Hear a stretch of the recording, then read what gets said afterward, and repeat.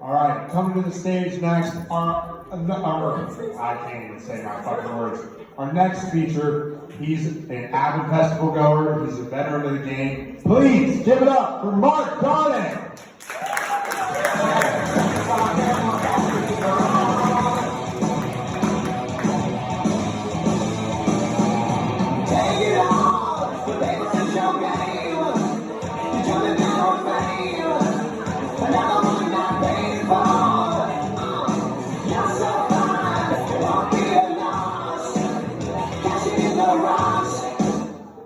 I was thinking we were going to start the chorus. That's where that went wrong. That's what that face is for. That was the song Crazy Bitch. It's gotten super popular because some woman very inappropriately danced down her wedding aisle to that. She didn't even put a warning on the invitations. Like, hey, leave your kids at home for this one. We're going to get wild. I was thinking like the only more inappropriate song to dance down a wedding aisle to would be like OPP. Have you remember it? You're down with OPP. Other people's property, but that property was penis or pussy. You know, this wedding's not going to go well. What is planned for afterwards? Other couples.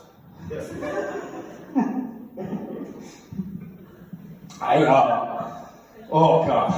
You guys missed it. We were talking about the election earlier. I don't care who wins. That's not important to me. I'm just going to miss Joe.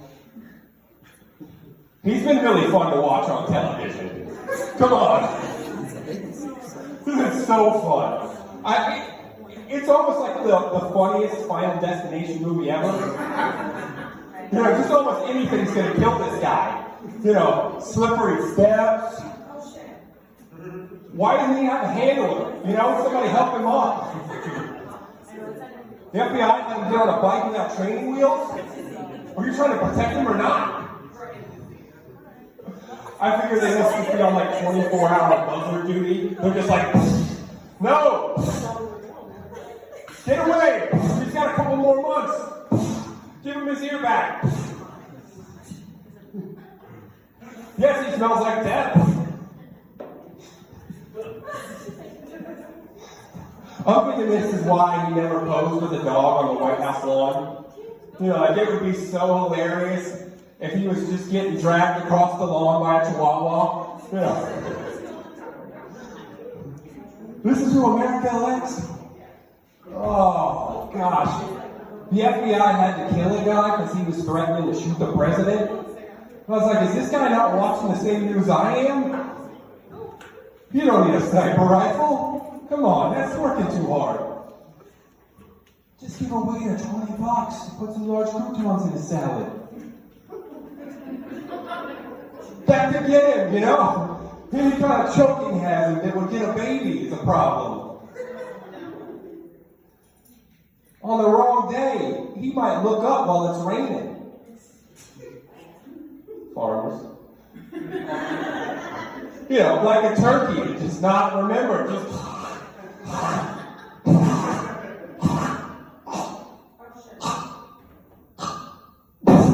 Oh, thank you, Secret Service. You saved me again. I think that's how he sounds. I used to be in the military.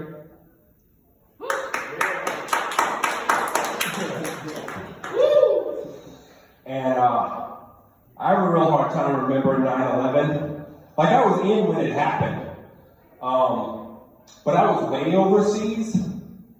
So with the time difference, it didn't hit till just after midnight. Nobody's remembering 9/12. When you're in Japan and you try to tell them about the travesty that just happened in the U.S., and they're like, oh, they took out 2 towers? Have you visited Hiroshima? Asshole. We still can't go there. They did not want to hear it.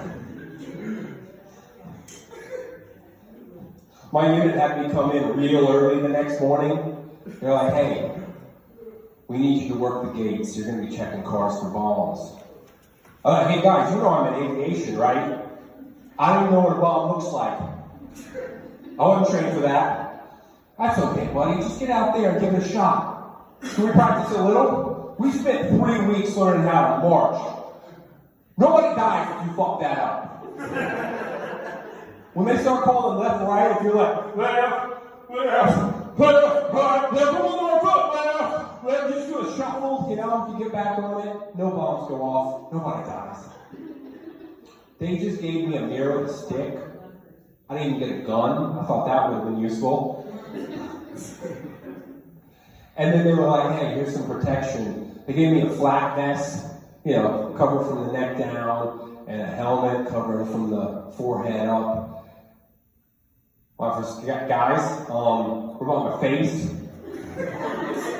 You know, bomb blast just goes wiping through, and suddenly, like, I'm alive, but I think it's going to be hard to get a date from now on. I'm going to have to put some research into where the glory holes are at. I gotta hope nobody little peeks over to see who they're doing.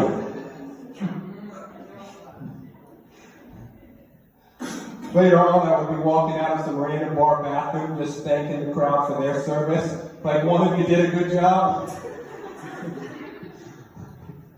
Is there any etiquette on showing your appreciation after a good glory hole? Like, should you be considerate and just pass a mouth wipe through? Yeah, a toothbrush, I don't know. Maybe a gift basket, one piece at a time, like there's a mustard, there's a couple of nice cheeses, there's a summer sausage. Enjoy that, think of me later. The juices will pop.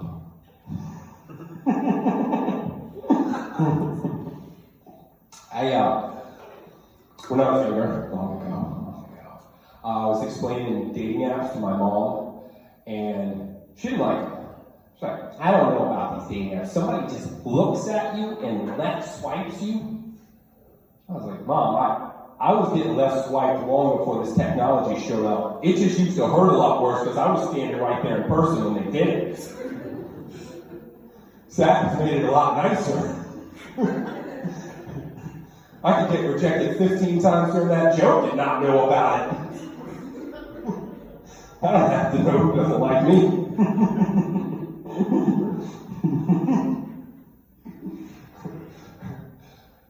As I said long ago, my girlfriend and I are looking to get another dog. Like the current one's going so well, we thought we'd get her a friend. And I was shocked how many puppies are available at the dog pound.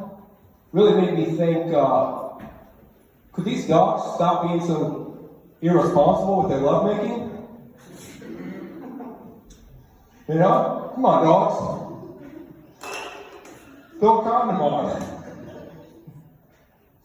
Pull out once in a while. Talk to your owner about getting fixed. How hard is it to use the rhythm method when you can only get pregnant twice a year? You got a big window to work with. You guys know what the rhythm method is, I hope. I'm not explaining it. No, thank you. Dating apps, great. Dick pics, that's been ruined. Technology's made it too easy. Fucked them up. Ladies, picture for a moment. You're in like Bridgerton times. It's a lady of the countryside sitting up in a window. And a dick pic arrives for you then?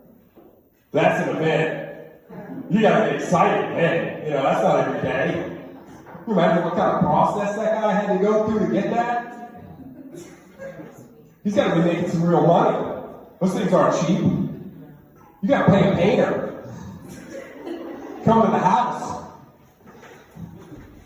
You gotta strike a good erotic pose probably for an hour. Ladies don't leave. This is getting good. You know, pay extra money to make sure he really captures the majesty of this moment. And then get it framed and wrapped and delivered. You don't want to drop that off yourself. That's weird.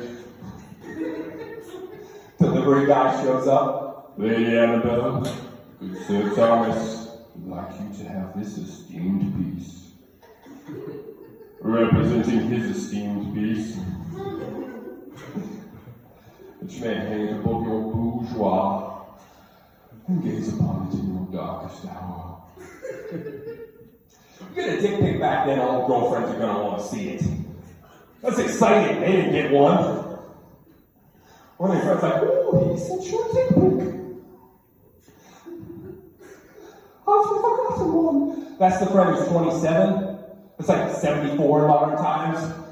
Like if you haven't had 2 kids by 15 back then, you are out of the game. It is dangerous. You don't have time to worry about a career or happiness. You gotta get working. Even in the 90s, dick pics was still a challenge.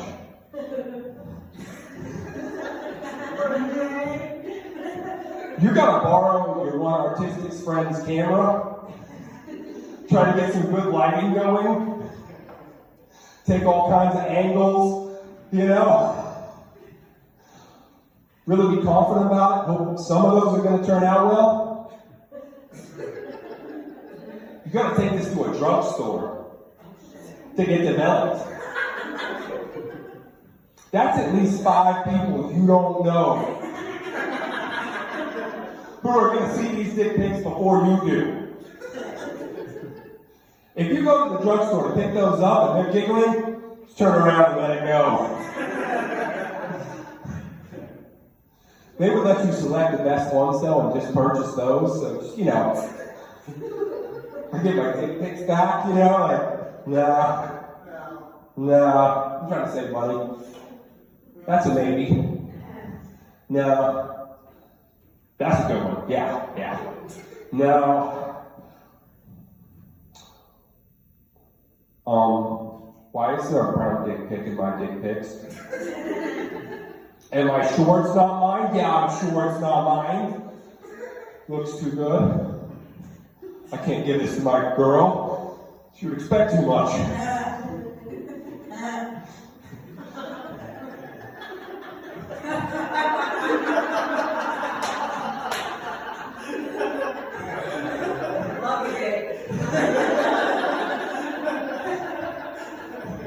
After that, I had to start showing her Asian porn just to get her back down. Like, hey, I can meet you in the middle on these.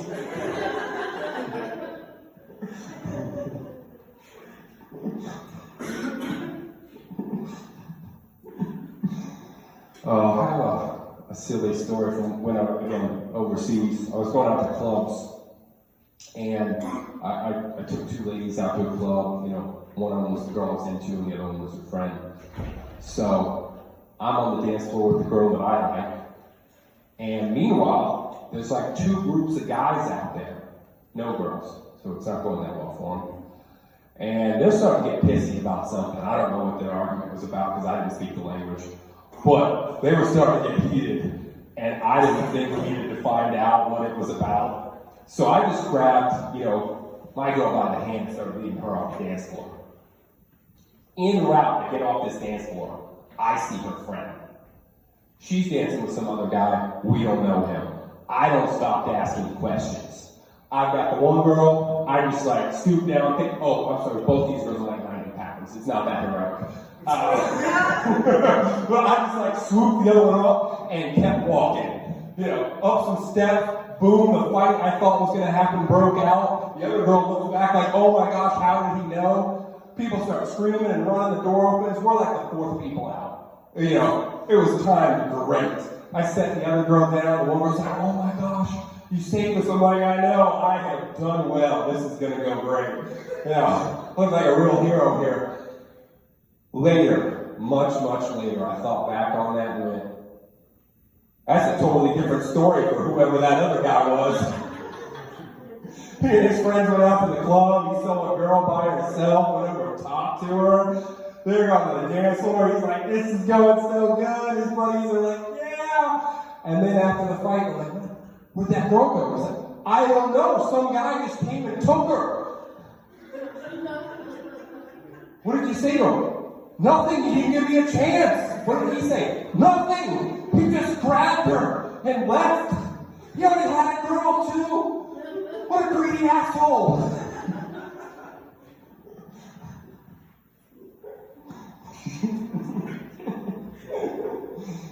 Oh gosh. I worked in fitness for a little bit after the military, and I was looking over like who the owner of the club was. You know, they had several, and it was this older woman, but she was in very good shape, obviously doing very well in life, but still single.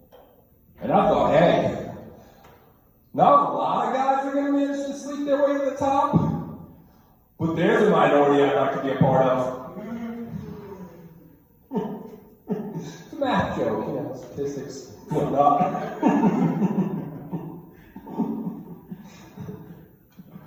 I've been playing this video game, Red Dead Redemption. They got a couple of them now. And it's a Western game. You you hold people up and rob trains and stagecoaches. It's a lot of fun. And it reminded me of my childhood when we used to play war games. You know, as kids in the 80s, we'd be running through the woods with sticks pretending to kill each other. This is how it plays the game. A lot of times we would break into two teams. Cowboys versus the equally beloved and respected Native Americans who had just as much chance to win that fight and get their land back. I thought this video game could have been educational. Like, I beat the game as a white cowboy.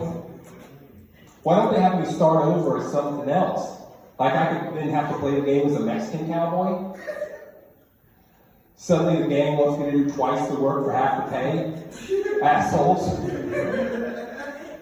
And then I can't even spend any of it on guns because I got to send it all home to my family? That's tough, man. That's a lot of responsibility.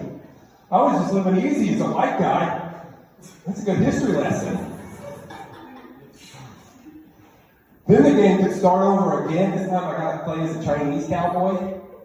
I'm not even allowed to start any of the missions until I finish building the railroad. That's a long-term project. Then the ultimate level. They have me start again as a black cowboy. It's not all bad. All the outfits look good on me. I'm spending so much time trying to figure out which one to wear. So when it runs, I'm catching them, no problem. Something I can't miss, like every shot I take, I'm just like, I'm not even looking, still gotcha. It's like, when somebody's dialed in on three-pointers and it's like, nope, they're all going. Downside though, every time I go to town, the sheriff starts checking his wanted posters. All the citizens start holding their horses closer and like, oh, come on. Yeah, I was going to steal one after we robbed this bank, but so were all the white cowboys. You're not checking any of them. I went to ChatGPT to see if I could bring this back around. They're like, hey, what kind of challenges do the white cowboys face? And ChatGPT was like, well, disease, wild animals, the original landowners. Plus, you have to apologize for a lot of wrongdoing. I was like, well, that doesn't exactly apply to me. My family was in Germany. They didn't come to this country until World War I started kicking off. Then ChatGPT just called me a Nazi and kicked me off the program. That's fucked up AI. That's some judgy AI right there.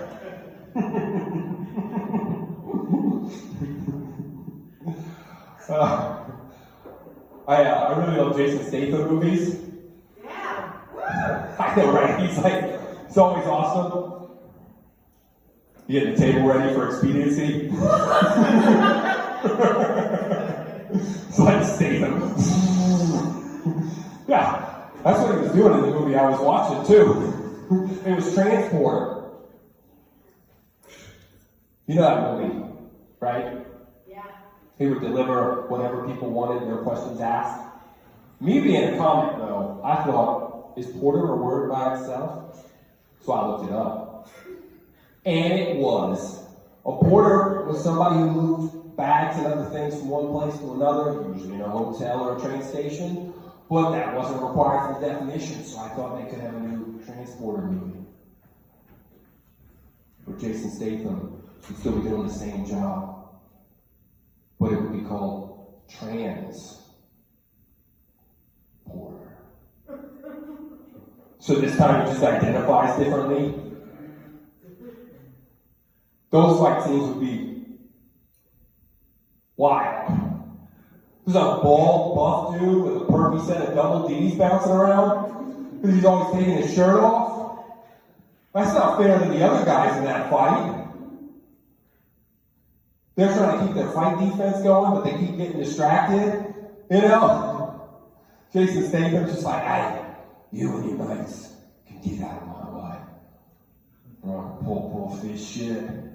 What up this sweet new set of tatas I just got. And kick all your asses.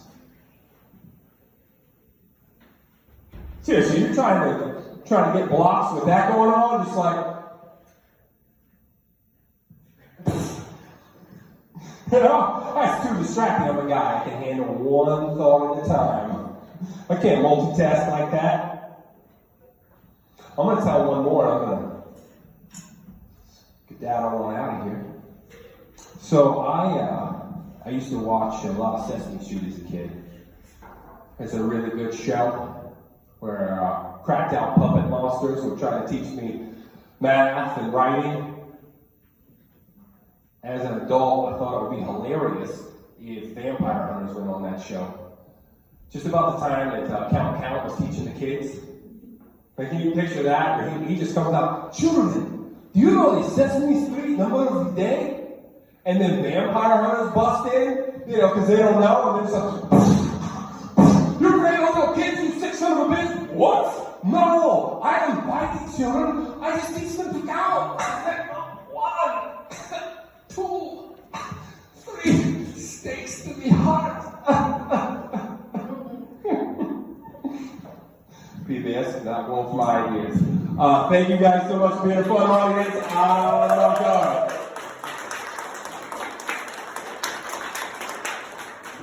Fuck yeah! Keep the energy going, come on. We're just down to our last comic, alright? One more. He's a fantastic comedian. He's been doing this for a while. You can see his Netflix special if you live in an alternate universe. Please, give it up for the very funny Chris Ray!